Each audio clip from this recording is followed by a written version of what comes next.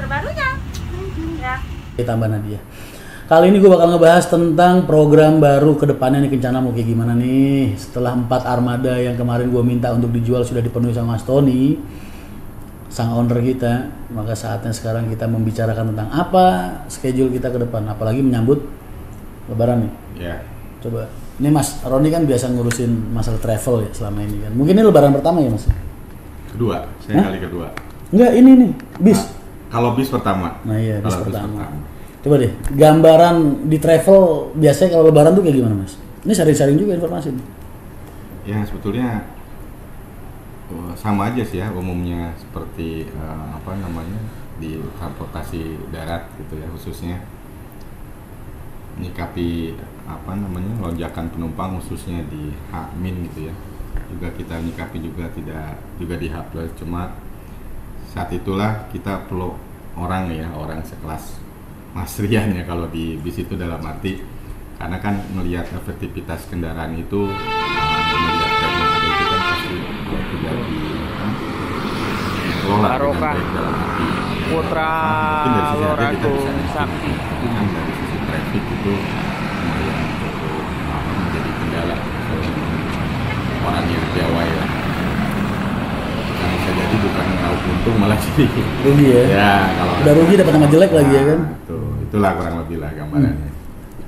Biasanya kalau di travel kenaikan harga sampai berapa persen Mas?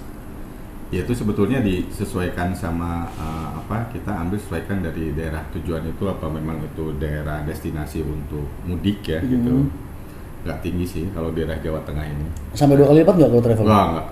Kalau Berapa persen? travel enggak. 50%? Nggak nyampe, sekitar 30%. 30%. Tapi kondisi padat banget itu ya? Wah, padat sekali. Kenapa dia nggak naikin 2 kali lipat ya? Oh, ini biaya operasionalnya kecil kalau mobil kecil ya. Sekarang ini kan kali pertama nih Kencana bis ngalamin arus mudik. Ekspektasi Mas Roni apa sih yang diharapkan dari bis ini, divisi otobus ini di menghadapi arus mudik ini?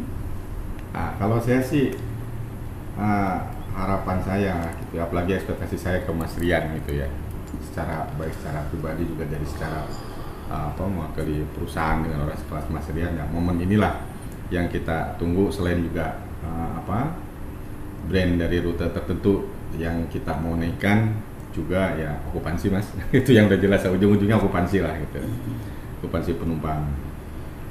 Jadi memang kalau kita Mas ya, apalagi ini tahun pertama nih Kencana, kalau aku di posisi Kencana saat ini, ya sekarang udah di Kencana sih memang. Saya pengen Kencana ini di era arus mudik yang pertama kali ini, satu, masalah waktu bener-bener harus bisa dijaga nih.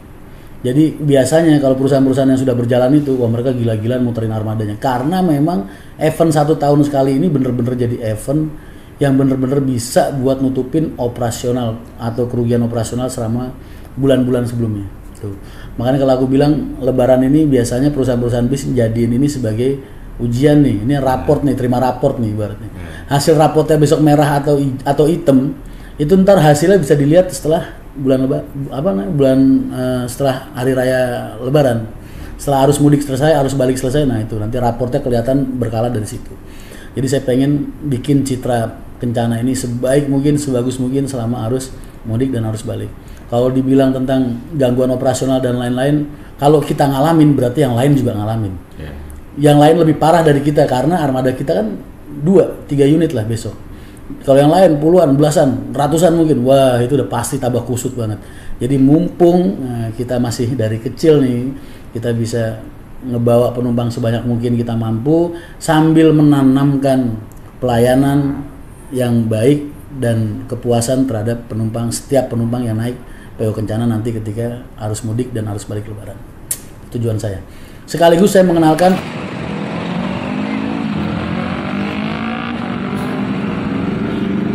di belakangnya ada Laju Prima, Ciledug,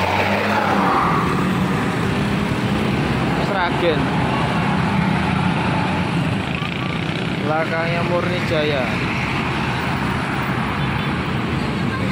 Wonosari, Ciledug.